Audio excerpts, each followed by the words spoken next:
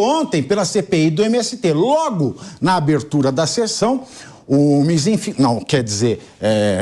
deputado Ricardo Salles, que é o relator da comissão, questionou G. Dias sobre seu posicionamento como militar diante do regime de 64, causando revolta da base governista. Bom, vamos conferir estas cenas da teledramaturgia, que não é dramaturgia, infelizmente é vida real, né? Lá, direto de Brasília, da Câmara dos Deputados. O senhor entende que 64 foi algo positivo ou negativo para o Brasil dali por diante? A pergunta é simples.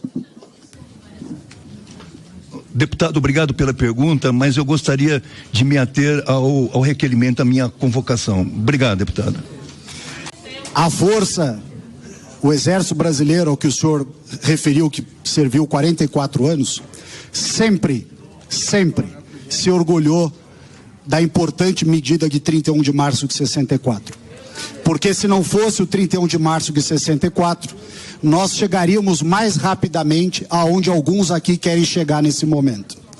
Portanto, para mim soa muito estranho, para não dizer uma certa traição aos seus colegas de caserna, o senhor não dizer que 64 foi uma boa medida. Agora, talvez, essa sua posição explique. Deputada, o senhor aguarda.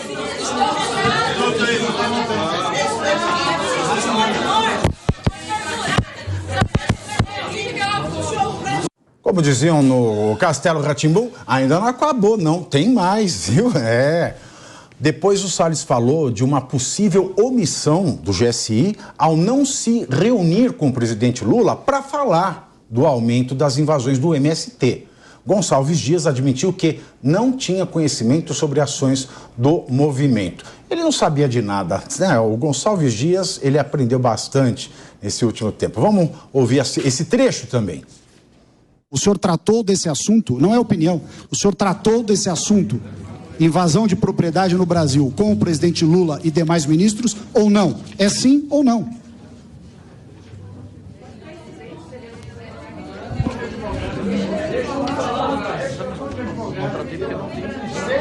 Eu já respondi, deputado, eu não tratei porque não tinha conhecimento. Se eu tivesse conhecimento, tinha levado o presidente. É uma resposta lógica.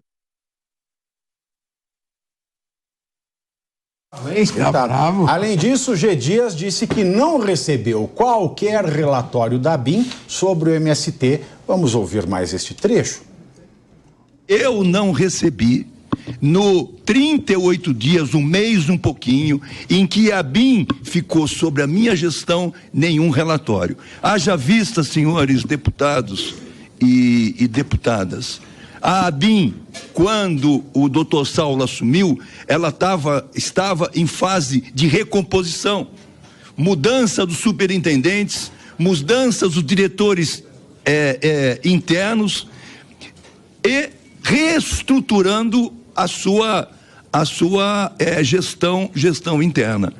Eu, como ministro, não recebi nenhum relatório de inteligência pelo sistema SISBIN. Bom, Deise, da mesma maneira ele não recebeu nenhum relatório de inteligência do 8 de janeiro, aí o Saulo disse o que ele disse, né? Ele nunca recebeu nada. Ele foi ministro-chefe do GSI para fazer o quê? Absolutamente nada. Então, mas só para colocar em ordem aqui essas informações. Primeiro, essa pergunta do Salles. Eu confesso, eu não entendi essa pergunta. Mas aquela coisa, ele está ali no papel de perguntar, ele pergunta o que ele quiser e o outro responde o que ele quiser também. É assim, é do jogo. A gente vê cada absurdo sendo feito. O que não pode se ele não quiser responder, você continuar perguntando, que é o que aconteceu com o Mauro Cid. Mas aí ninguém viu o problema. Né? Aí ele fez essa pergunta. Eu até perguntei, né? Eu questionei, eu não entendi. Para mim não tem por que ter feito essa pergunta. Mas eu gostei muito da reação, principalmente da Sâmia. A Sâmia, ela é ótima, né? Ela falou o seguinte, primeiro, né? O pessoal da governista, pessoal a gauche, da esquerda, falou assim, que absurdo, você chamou um golpe de revolução. Só para esclarecer para quem está em casa, qual que é a diferença de golpe e revolução? Golpe é para quem perde e revolução é para quem ganha. É assim em toda a história, meu querido. Golpe é para quem perde, revolução é para quem ganha.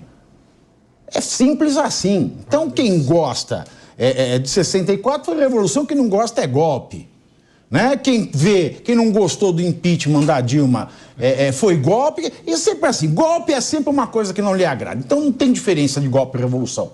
Porque os dois mudam o sistema jurídico do país. Perdeu. Os dois mudam os estamentos do país. Então golpe e revolução é a mesma coisa. Então é golpe sempre. Né? Era a revolução. Durante 64 até 85 era a revolução, depois virou golpe. É assim, Felipe, é assim. Aceita. E você não podia falar que era golpe na época da Revolução. É que agora que virou golpe, você pode falar que é Revolução. E também pode falar que era golpe. Entende? Você entendeu? E depois ela fala assim também, né? Você não gosta de democracia porque você não gosta dos lugares onde a mulher pode falar. Né? Ela vem com as coisas, as platitudes dela, né? Aí, né, eu já queria saber, assim, eu respeitaria a Sâmia se ela usasse esta mesma frase, se ela pega, faz um Ctrl+C dessa frase, olha pro Lula e faz um Ctrl+V, para perguntar da Délis Ortiz, porque parece que também eles não gostam de lugar onde mulher pode falar. Porque o GSI, que é o Gabinete de Segurança da Presidente da República, deu um socão na Délis Ortiz e ninguém falou nada até agora. Por quê? Porque esta mulher estava falando.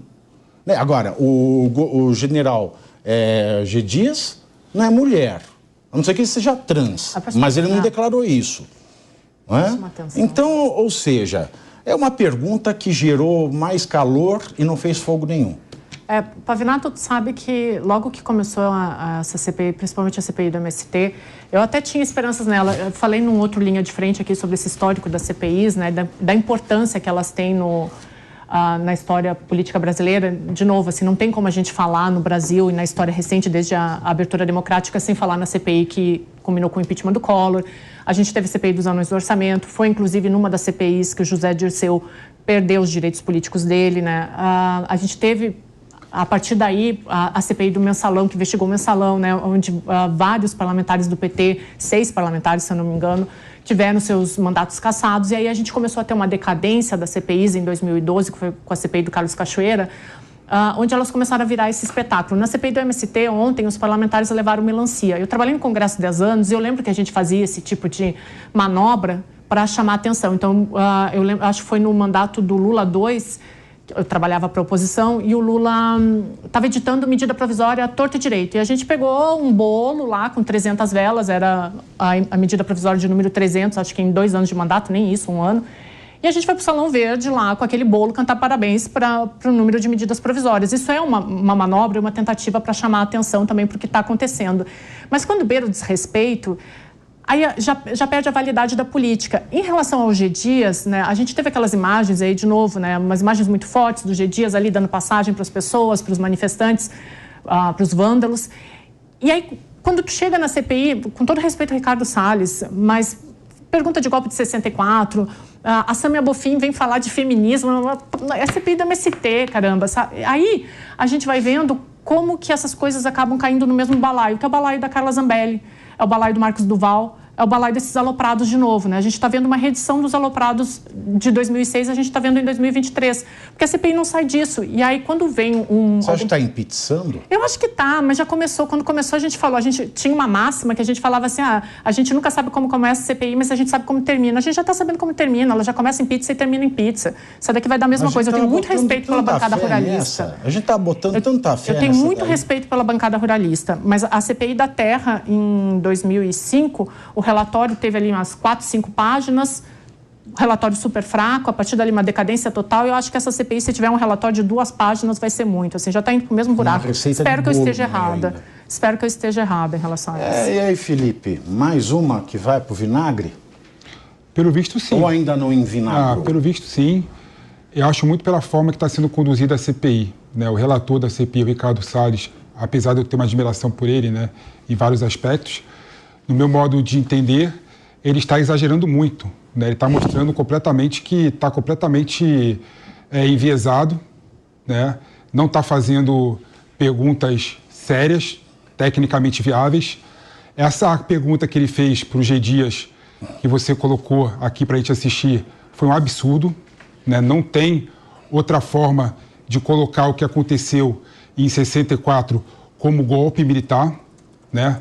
Várias famílias enterraram seus filhos, várias pessoas foram torturadas injustamente e indevidamente. Eu não desdisse não caberia, isso. Não, tudo bem. A revolução do Irã é chamar de revolução. Vai chamar de que não é revolução lá que o Khamenei faz com você lá. Mas esse é o ponto. Ele come tua tripa. Vai falar que ninguém morre. A partir do momento que o relator da CPI começa... Ninguém morreu na Revolução Francesa. Morreram?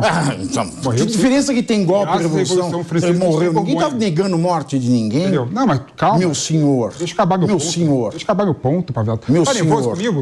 Tá bravinho eu já te falei que eu não estou numa boa tarde hoje. Eu comecei reclamando da tarde. Não, eu já comecei no vinagre. O Thiago Asmar costuma ser mais claro com relação ao Felipe Monteiro. Assim, vamos lá. Mas eu sou mais elegante. Eu vou concluir. Muito mais. Né? Embora no final digam a mesma coisa. Essa pergunta do Salles para os Dias... O Cabeça está me dando indiretinha agora. Meu dia já não está bom, Cabeça. Meu dia já não está... Se eu começar aqui, eu vou fazer terapia com a audiência daqui a pouco. Essa pergunta do Salles para os Dias, além de ser absurda, como eu havia colocado aqui, demonstra que ele não está conduzindo a CPI da forma como deveria ser. Técnica, analisando os fatos, se atendo ao objeto da CPI, que é o MST. Não é essa picuinha de direita contra esquerda, golpe militar ou revolução militar. Que absurdo, que absurdo. Então concordo com a Deise, sim. Está tudo caminhando para a CPI acabar sem nenhuma conclusão, né? O relator da CPI é a pessoa que vai entregar o relatório final, que vai sugestionar quem tem que ser indiciado, quem tem que ser liberado, quais são as provas que foram produzidas na CPI para ser entregues ao Ministério Público. Ou seja, fazer esse tipo de pergunta desvia completamente o objeto da CPI e aponta o total parcialidade do relator da CPI, que não está fazendo o papel da forma adequada como deveria ser.